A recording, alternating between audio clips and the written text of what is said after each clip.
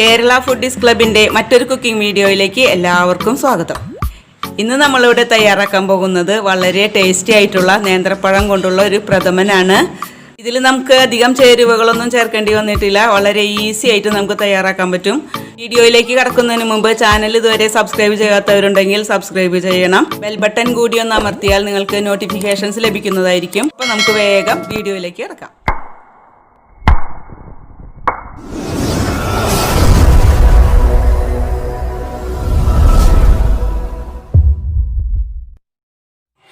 ഞാനിവിടെ 4 വലിയ ഏത്തപ്പഴം നല്ല പഴുത്ത പഴം നോക്കി എടുത്തിട്ടുണ്ട്. നല്ല പഴുത്ത പഴമാണെങ്കിലാണ് പ്രഥമന് ഒരു നല്ല ടേസ്റ്റ് കിട്ടണത്. അതുകൊണ്ടാണ്. അധികം പഴുക്കാത്ത പഴമാണെങ്കിൽ അതിൻ്റെ ഒരു ചവർപ്പ് മുന്നിട്ട് നിൽക്കും. അതുകൊണ്ട് നല്ല പഴുത്ത വലിയ പഴമാണ് എടുത്തിരിക്കുന്നത്. അത് ഞാൻ ഇഡലി പാത്രത്തിൽ വെച്ച് ആവിയിൽ പുഴുങ്ങി എടുത്തിട്ടുണ്ട്, വേവിച്ചിട്ട്. ഇനി ഇത് നമുക്ക് തൊലി കളഞ്ഞ് മിക്സിയുടെ ജാറിലേക്ക് ചെറിയ പീസുകളായി അരിഞ്ഞിട്ട് കൊടുക്കാം.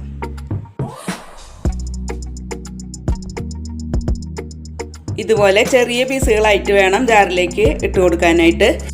ഇനി ഇതിലേക്ക് നമുക്ക് വേണ്ടത് 1/2 കപ്പ് തേങ്ങാപ്പാലാണ്. തേങ്ങാപ്പാൽ 1-ാം പാലല്ല, ഞാൻ 2-ാം പാലാണ് എടുത്തിരിക്കുന്നത്.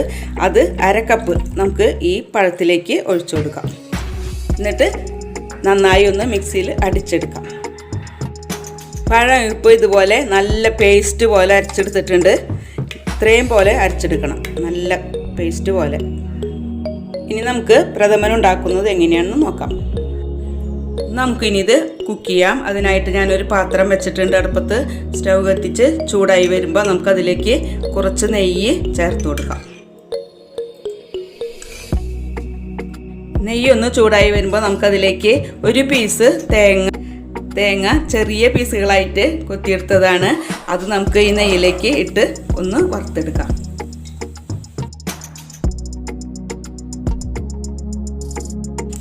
തേങ്ങ ഒന്ന് ബ്രൗൺ കളറായി വരുമ്പോഴേക്കും നമുക്കതിലേക്ക് കുറച്ച് കാഷ്യൂ നട്ട് ഇട്ട് കൊടുക്കാം. ഇതിൻ്റെ കൂടെ തന്നെ കുറച്ച് കിസ്മസും കൂടി ഇട്ട് കൊടുക്കാം. കിസ്മസൊക്കെ നല്ല ബോള് പോലെ പൊങ്ങി വന്നിട്ടുണ്ട്. ഇനി നമുക്ക് ഇത് സ്റ്റൗ ഓഫാക്കിയിട്ട് ഈ കൂട്ട് ഇതിൽ നിന്ന് മാറ്റാം.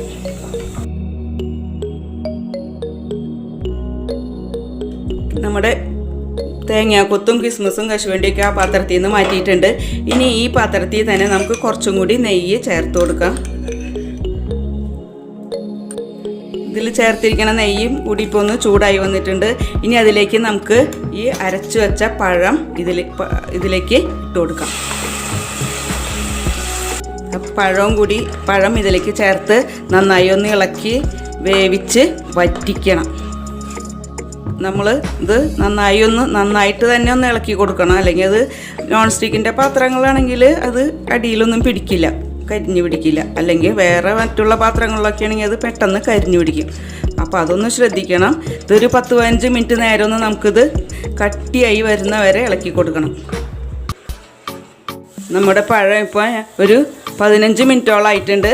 നന്നായി ഇങ്ങനെ കട്ട പോലെ വന്നിട്ടുണ്ട്. കണ്ട, നെയ്യൊക്കെ തിരിഞ്ഞ് ഇങ്ങനെ മുകളിൽ വന്നിട്ടുണ്ട്.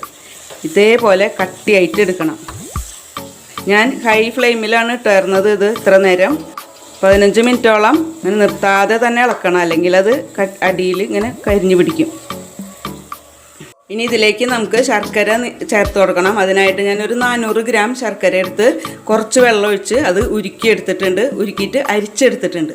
അത് നമുക്ക് ഈ പഴത്തിലേക്ക് ചേർത്ത് കൊടുക്കാം. ഓരോരുത്തരുടെ ഇഷ്ടത്തിനനുസരിച്ച് മധുരം കൂട്ടുകയും കുറയ്ക്കുകയും ചെയ്യാം കേട്ടോ. ശർക്കര പാനിയും കൂടിയും ചേർത്ത് നന്നായി ഒന്ന് ഇളക്കി അതൊന്ന് ഉടച്ചെടുക്കണം.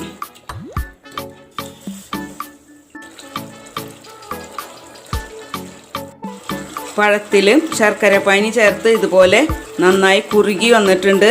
ഇനി ഇതിലേക്ക് നമുക്ക് 2-ാം പാലിൽ നിന്ന് ഒരു കപ്പ് തേങ്ങാപ്പാലും കൂടി ചേർത്ത് കൊടുക്കാം. 2-ാം പാലാണത്, തലപ്പാലല്ല.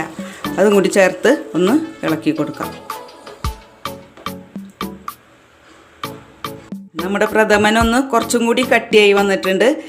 കുറച്ച് ഞാൻ രണ്ടാം പാൽ ചേർത്ത് കുറച്ച് ലൂസാക്കി ഇപ്പോൾ ഇത്രയും കട്ടിയിൽ വന്നിട്ടുണ്ട് കണ്ടോ. അതൊന്ന് തിളച്ച് വന്നിട്ടുണ്ട്. ഇനി ഇതിലേക്ക് വേണ്ടത് ഒരു 1.5 കപ്പോളം തലപ്പാൽ ഞാൻ മാറ്റി വെച്ചിട്ടുണ്ട്. ഞാനിപ്പോൾ ഒരു തേങ്ങയും പിന്നെ പകുതി തേങ്ങ 1.5 തേങ്ങയുടെ പാലാണ് ഞാൻ എടുത്തേക്കണത്. ഈ തലപ്പാൽ ഇതിലേക്ക് മാറ്റി ഒഴിക്കാം. ഇതിലേക്ക് ഞാനിപ്പോൾ തലപ്പാലും കൂടി ഒഴിച്ച് കൊടുത്തിട്ടുണ്ട്. ഇനി ഇത് അധികം നേരം തിളയ്ക്കേണ്ട ആവശ്യമില്ല. അതിന് മുമ്പ് നമുക്ക് ഇതിലേക്ക് ഒരു ടീസ്പൂൺ ഏലക്കാപ്പൊടി ഇട്ട് കൊടുക്കാം. ഇതിൽ ഞാൻ പഞ്ചസാരയും കൂടി ചേർത്ത കാരണം കൊണ്ടാണ് 1 ടീസ്പൂൺ, അല്ലെങ്കിൽ ഏലക്ക മാത്രമാണെങ്കിൽ 1/2 ടീസ്പൂൺ ചേർത്താൽ മതി. നമ്മുടെ പ്രഥമൻ ഇപ്പോൾ തിളച്ച് വരുന്നുണ്ട്. ഇതിലേക്ക് നമുക്ക് കിസ്മസും കശുവണ്ടിയും ചേർത്ത് കൊടുക്കാം. നമ്മൾ നേരത്തെ വറുത്ത് കോരി വെച്ച ഇതാണിത്, അത് ഇട്ട് കൊടുക്കാം. എന്നിട്ടൊന്ന് നന്നായി ഇളക്കി കൊടുത്ത് സ്റ്റവ് ഓഫാക്കാം. അങ്ങനെ നമ്മുടെ വളരെ ടേസ്റ്റി ആയിട്ടുള്ള നേന്ത്രപ്പഴം പ്രഥമൻ റെഡി ആയിട്ടുണ്ട്. കുട്ടികൾക്കൊക്കെ വളരെ ഇഷ്ടപ്പെടും. ഞാനിപ്പോൾ ഇതിൻ്റെ മുകളിൽ കുറച്ചും കൂടി കാഷ്യൂനട്ട് വറുത്ത് ഒന്ന് ഗാർണിഷ് ചെയ്തേക്കണതാണ്. കുട്ടികൾക്കൊക്കെ വളരെ ഇഷ്ടപ്പെടും. ഏത്തപ്പഴം കഴിക്കാൻ മടിയുള്ള കുട്ടികൾക്ക് ഇങ്ങനെ ഉണ്ടാക്കി കൊടുത്തു നോക്കിയാൽ കുട്ടികൾ നല്ല ടേസ്റ്റോടുകൂടി കഴിക്കുന്നതാണ്. ഈ വീഡിയോ നിങ്ങൾക്ക് ഇഷ്ടമായെങ്കിൽ തീർച്ചയായിട്ടും നിങ്ങളിതൊന്ന് ട്രൈ ചെയ്ത് നോക്കണം.